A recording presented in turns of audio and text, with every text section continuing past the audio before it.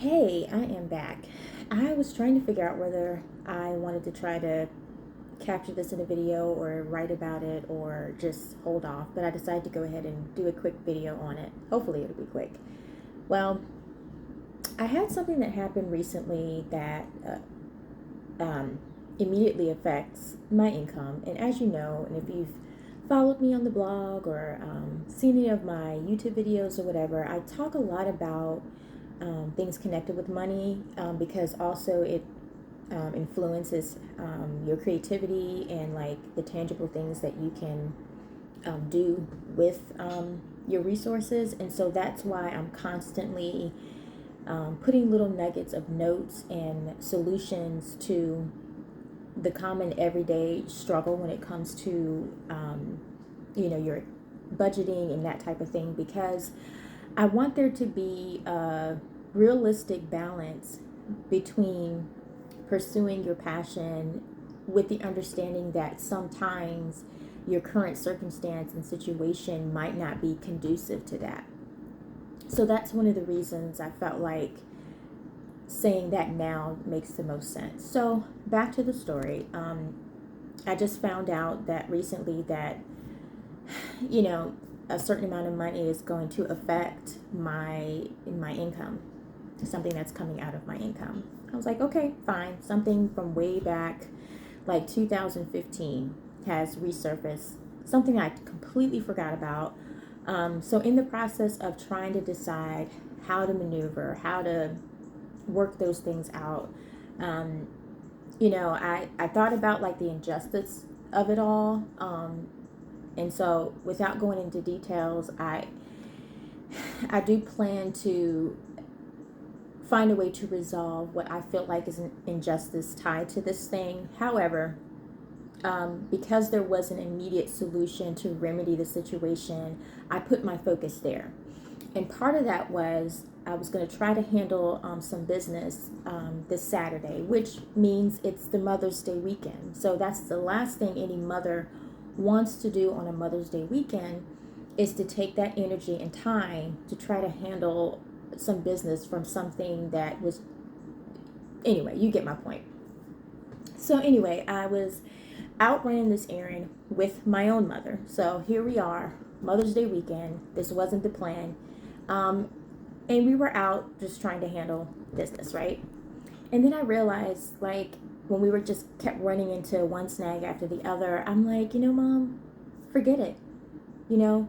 This part of my plan can wait until another time.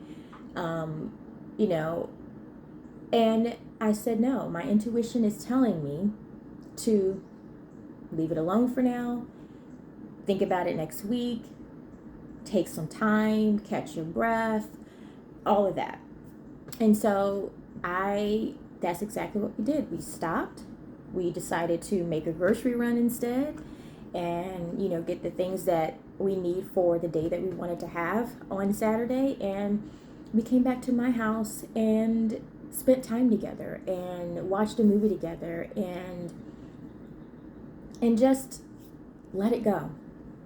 And I'm so glad that we did that. I'm so glad that I listened to myself, because that moment kind of set the piece and set the tone for the rest of the weekend. And so when Sunday, the actual Mother's Day came, I helped, some of my family members and I helped plan like a small surprise that included my mom. And so some of us got together and we went out to eat, and we had a really good time, a really, really good time. And that's what that weekend was supposed to be about. It really wasn't supposed to be about trying to make things happen because of what transpired in my own life and circumstance.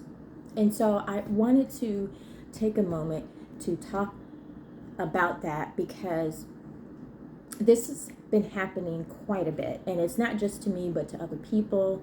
And somebody had posted something recently about that feeling of desperation, and I'll be sure to I'll be sure to put this gentleman's information into the description here, because I think that he's a kind of pioneering in a different space of like awareness and self-development that is a little bit different than what I've seen. And this is a male, and so I put his information down. So he had said something about, that feeling of desperation that hits, and he was saying something like, it kind of forces you to move in a counterintuitive direction when it feels urgent or out of desperation, and it actually pushes what you're trying to do or what you're looking for further away from you. Now, I may have added some of my own interpretation to that because that's how my brain works. When I receive information like that, it translates into something that I can resonate with. And so most of what I just said was probably my own interpretation, but I'll be sure to put his actual quote into the description and where to find him in case you're interested in following his work and reading some of his stuff. So, say all this to say, I decided that I was going to follow my intuition, release that feeling of urgency of having to do what I thought I needed to do that day, that way, and totally release it. And when I did that, literally later on that evening, I figured out another way that was much more simplified than the route I was trying to take anyway. And that's what happens when, we kind of lean into that urgency or that triggering moment, and we act in that moment. Sometimes it takes us down a path that is just not healthy. It's not healthy. You're not really weighing your options well. And I like to say, and I'll put that note in the description as well, I like to say when stuff like that happens and you're triggered in that moment, if it's not an urgency where you're having to call 911, run to the ER, that's something totally different. But if it's not that, I say give yourself 3 days to get through the triggering emotional pull that it does to you. And I've been doing that for a while now. And every once in a while, like recently, I'll forget that that's, my go-to, my strategy. And then when things are not really piecing together right, then I'm like, oh yeah, I need 2 more days to get out of this triggering cycle in order for me to think clearly and move forward in a more strategic and calm way, because you can still handle things that are of an urgent nature in a calm way. It doesn't always have to be followed by anxiety and unease and stress. And that's what I wanted to capture in this moment, just to remind you that when stuff like that happens, if it's not the type of urgency that you can really resolve in a day anyway, then go ahead and take the appropriate amount of time. And for me, when I say appropriate, it could be different for everybody. I would strongly suggest 3 days, 72 hours. If you had to put like a time frame on it in 72 hours, if your brain works that way. But 3 days, from the time that it's happening, I would consider that a day.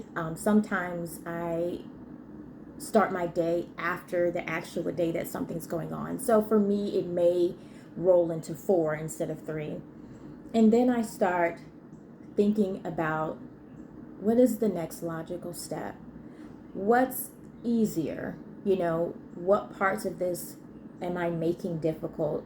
And do I need some other input or opinion, or do I need to research something?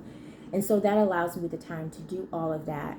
And so now that today is Monday and I have recognized that it's been 4 days for me, I feel a lot better about what I need to do next based off of taking the time and not rushing what I thought was the right solution at the time. But it really didn't get me anywhere because I was too frazzled. I couldn't really think, And so I'm glad that I decided not to pursue it that way. And it was Mother's Day weekend. I had some time to spend with my own mother, and we had a good time.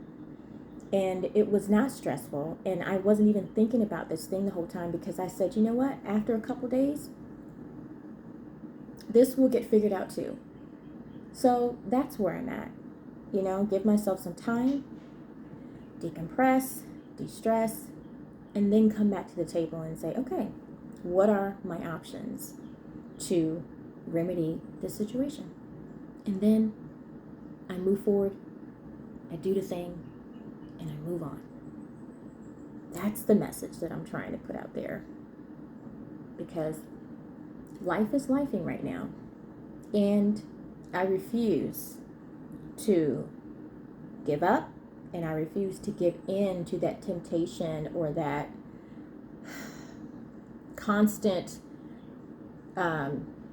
anxiety that exists, because it will throw you for a loop. So anyway, I'll put some other resources of things that I've written in my blog connected to anxiety and stress. I'll put that quote in there that I was referring to, in the name of the gentleman who originally, quoted it from his Threads account, and highlight, his site and his work as well, in case you're interested. But yeah, thank you for listening, and I thank myself for listening, and I will talk to you guys next time, and possibly an update on what's going on.